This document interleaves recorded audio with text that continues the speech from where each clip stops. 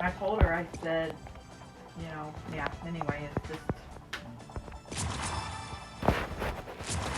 I asked her, why is Steve trying to punish you? What, and that's like the adulterous woman. Christ drew a line, and, he's like, hey, and it's like Steve's still standing there with a rock.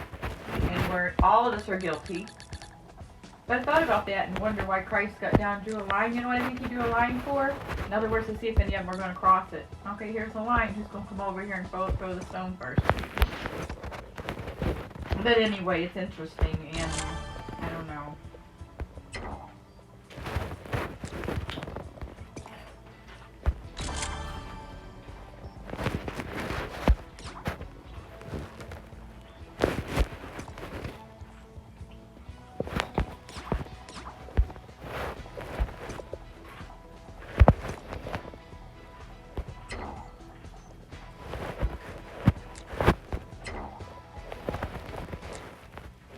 He thinks he's either in debt enough or something that he won't file first. And I don't know what the deal with all that is, why he's not filing. Unless he kind of feels a little bit. And it's pushing that home equity loan hard. No vehicle, no nothing. She has zero, and she's crying, Jim. Where to go right now? No vehicle. He said just was horrible to her. I mean, it's a bit hard.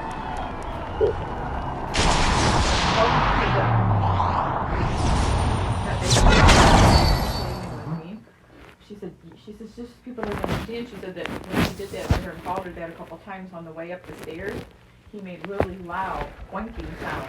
Like about 20 sometimes on the way up the stairs. And made just pig noises and stuff.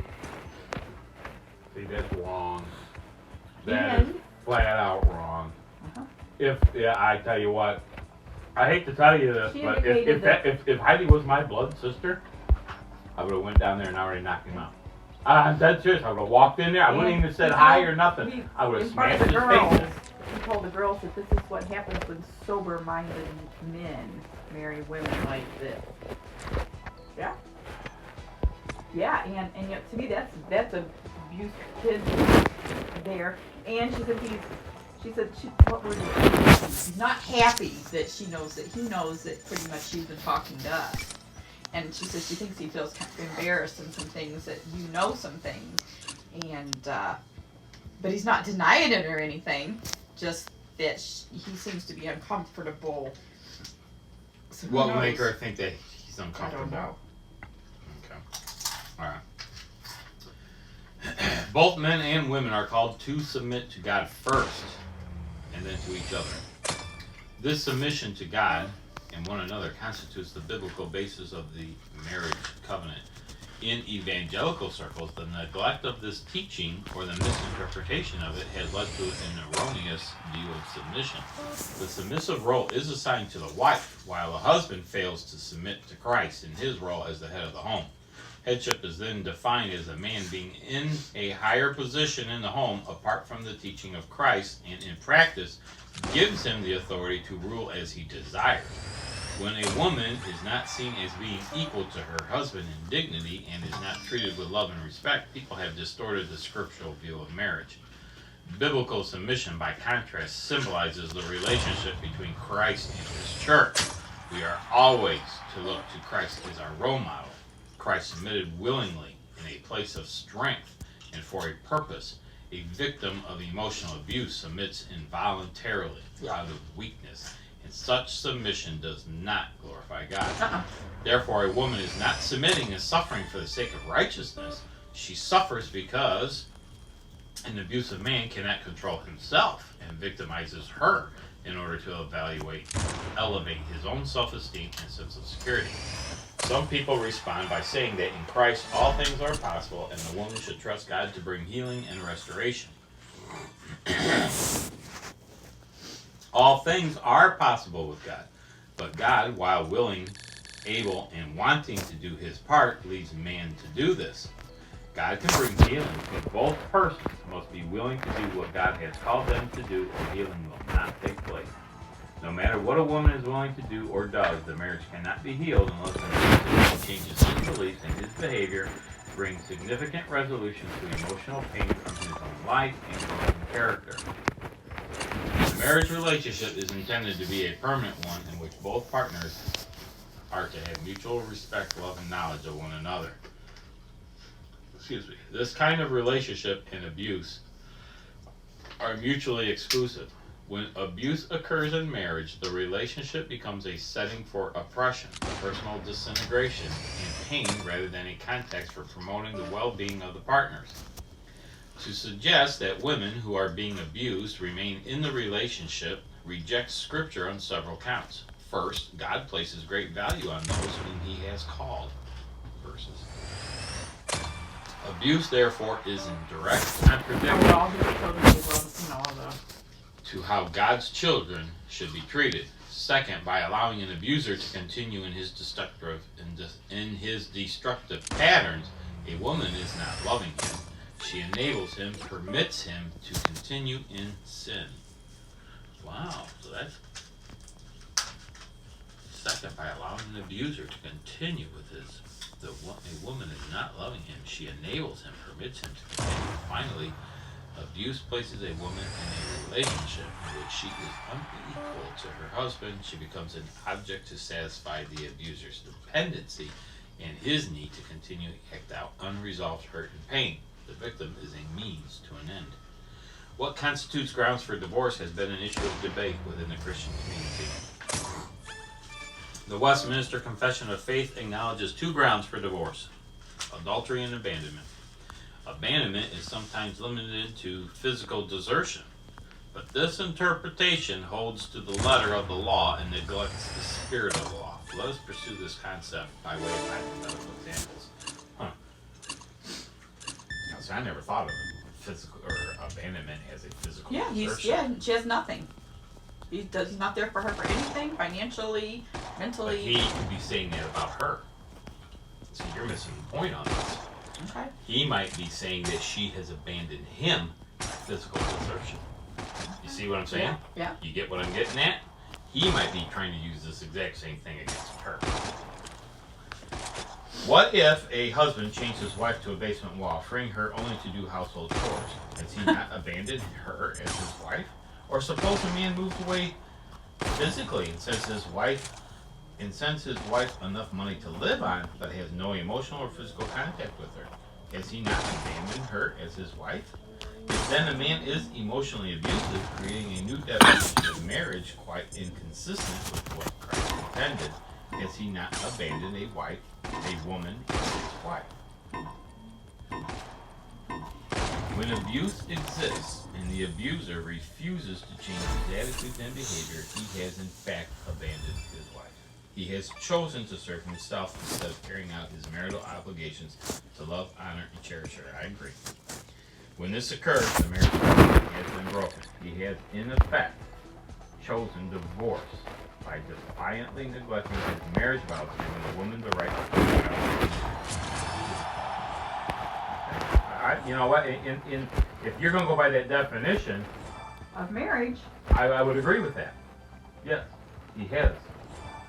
Some people appeal to 1 Corinthians 7 grounds for divorce in the case of abandonment only if the husband is divorced. This forces the question: can anyone secure by claiming to be a believer? If a person continues in sinful pattern, the church is to treat that person as a believer and him or her out of the community. If a person discontinues to believe, then he or she may return. If someone continues in destructive patterns, it is reasonable to question whether that person is a believer, which Heidi has said about it. Yeah. If a husband is destroying his wife by his words and behavior and refuses to change, is his heart right with God? For out of the abundance of the heart, the mouth speaks. I texted her that verse. It is true also.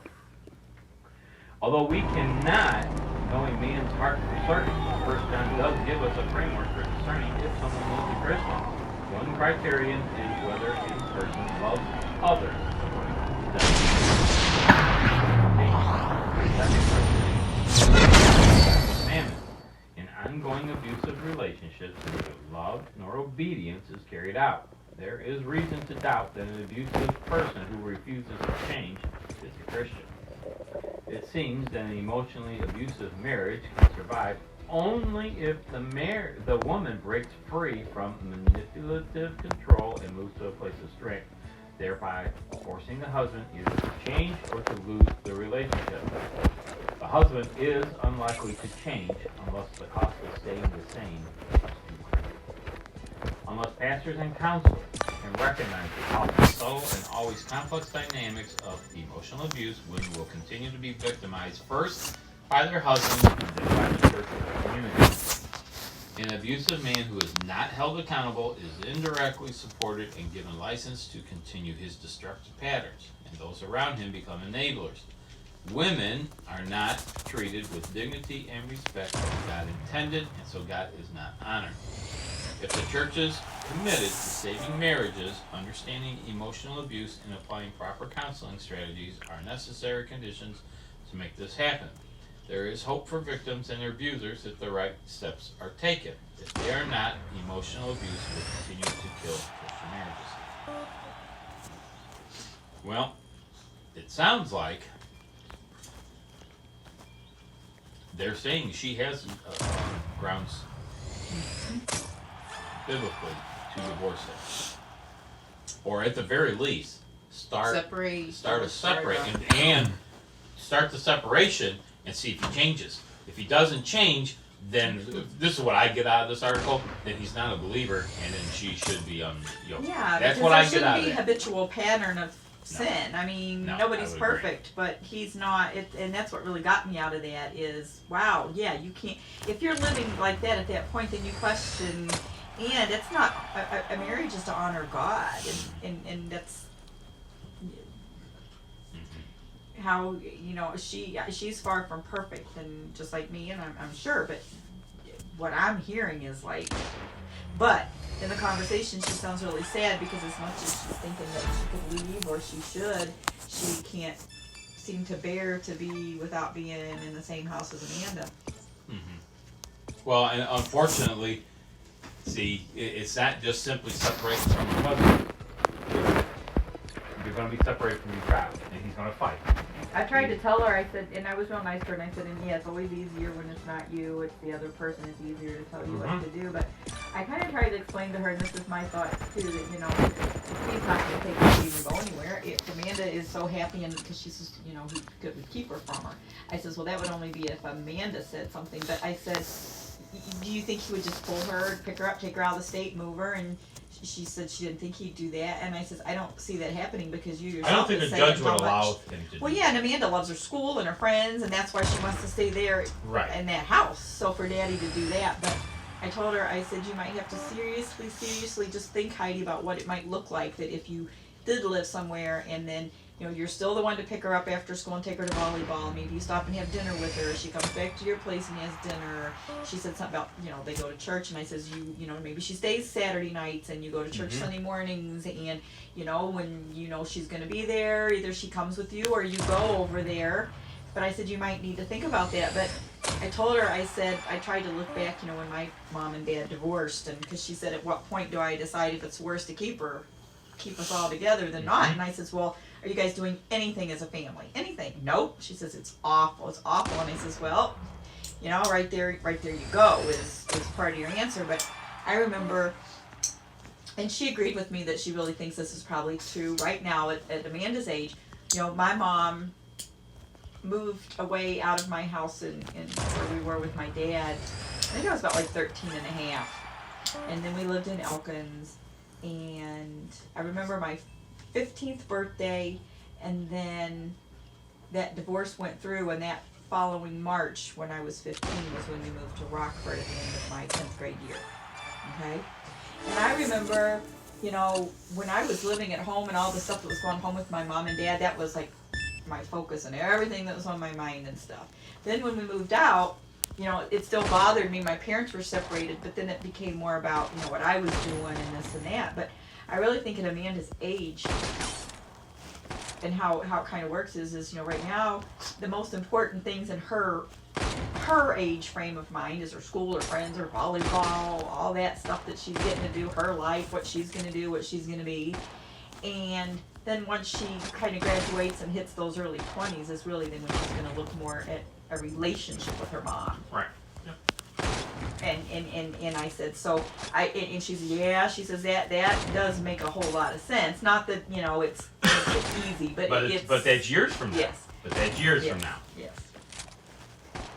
And how you react to things will make a big difference too. If you overreact to all of it, you may drive her further. But she talked about in like 5 years, and she's like, I don't know if I could do this for 5 years. Well, you know, and what good is that going to do Amanda Right.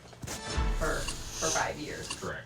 So she's thinking about like if she tried. She said she did call the bank and asked them some questions and things about home equity, and she says I was just kind of honest with them and told them some of our situation at home, and they say that she said that the guy that talked to told her that if she does that and he takes that out to pay her monthly car rent to him and half the bills and half the house payment, he'll have that, he didn't say milk, he'll have that gone super quickly, and that's her equity, and that's done.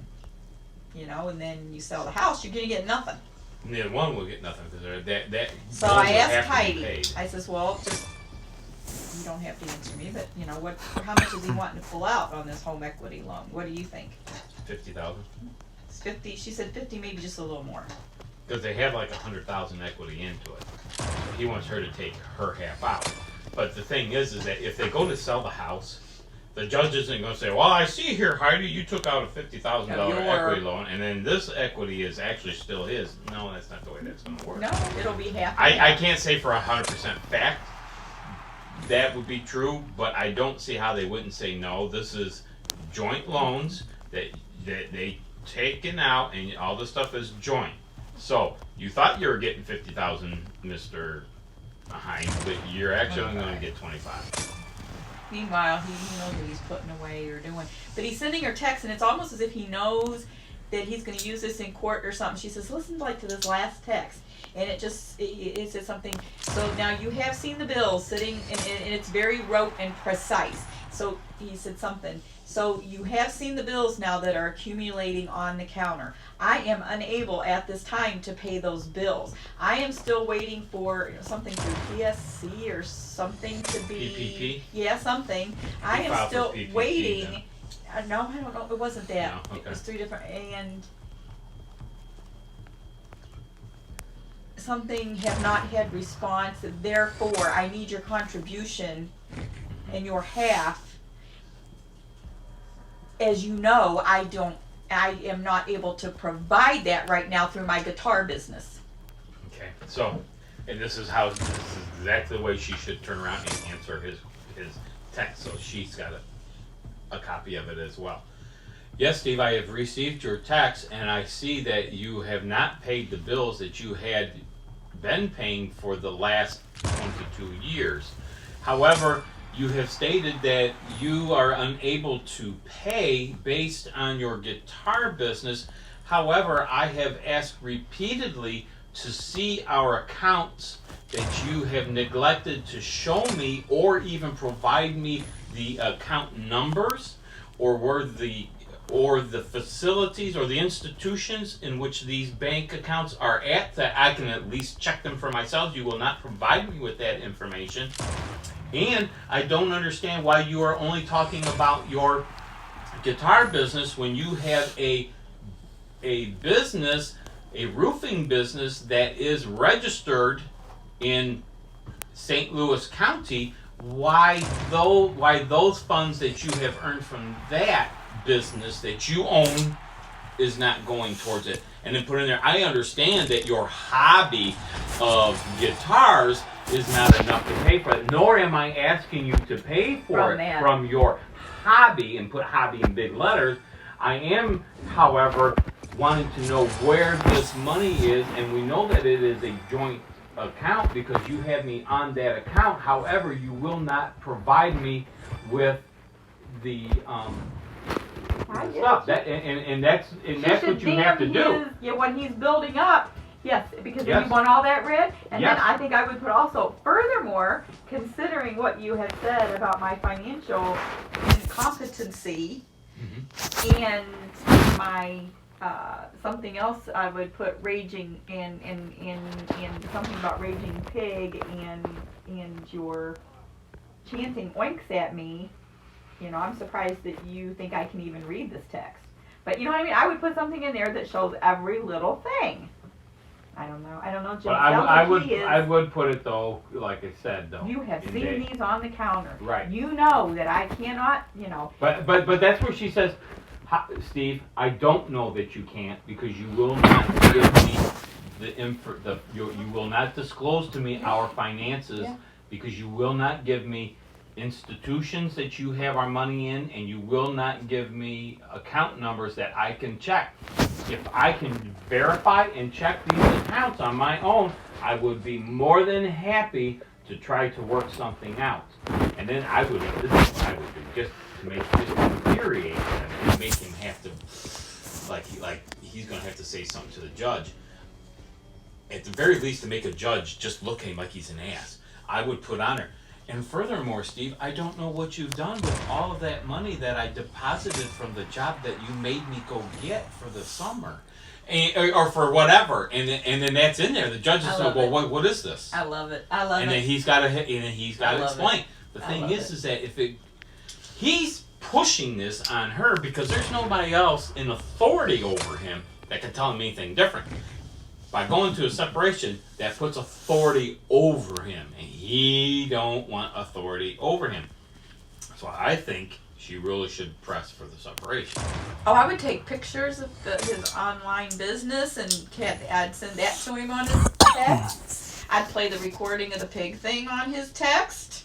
There, you want to play it all? Play Did it. she record that? I don't know if she got the oink oink part. She said she recorded Okay, that. gotcha.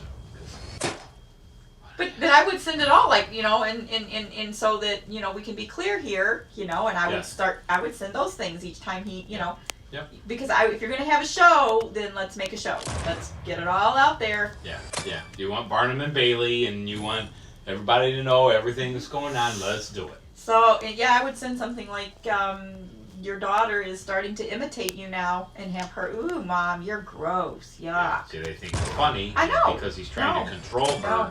That's exactly what he's doing. Well, Dad said He's if you trying to get the girls to help do his dirty work. manipulate and not be Yeah. on her side in the sense she sees Correct. herself, because she says that now. She's like, Amanda, or Jessica, she doesn't even, you know, she's just awful. She won't do anything for me. Why would Jessica turn like that badly on her mother? To talk to her like that and to not have any relationship with her. Yep. That's bad. But, you know, he made sure he got those Father's Day cards all texted up, and how could, you know, and yeah, and if he can copy all of their phone records, there's Jessica's. How could you do that, Mom? You're the worst mom ever. I mean, he's got all that. Yeah. He's got all of that. Yeah, that doesn't help. No, Her. he's going to show 'Cause he'll something that won't manipulate it. sound right. But basically, though, but here's the deal. That doesn't mean that he's going to get more money or anything else. That's just him to morally justify what he's doing to her. That has nothing to do with what actually gets separated between them. But it's still wrong. Yeah. But you're right, Mom. Now, since she's not being talked about to try and sell her house, now That's all, the concern right there. See, your mom's not willing to do a whole lot. she gets all Okay. bitter and angry. She'll She's get got to get too much money. She'll give or a few any $100 here and there because Nikki, he's so beautiful. He needs a $200. Okay, all right. Probably go get a modeling job or something then. So, here, that's the deal. You know, that's your mom's whole thing. Yeah, it is. So yeah, now that Heidi's so thrown under the bus, Mom's like, she sounds a whole lot better now because yeah, it's not gonna scrape her too hard right now. Yeah. And she'll manipulate Well, Heidi that's some. what. Well, She'll here's what. plant seeds to her that she's not a cash cow. Like, well, I gotta pay this, or my bill came in for this. She's real good at that stuff. So, and you even heard Heidi the other day. Well, Mom only has so much money and so much she can do. And she sounded Did all. you see your finances then? Does she know that? How does she know that? How does she know what her finances are? Yeah, I should have looked at those papers when I had the chance. I just didn't feel right doing it. But I had them right there. Yeah, but you did the right thing, and I know. I wanted to so Sure you bad. did. I I wanted to would've see too. what she was lying about. I would too. So give yourself credit.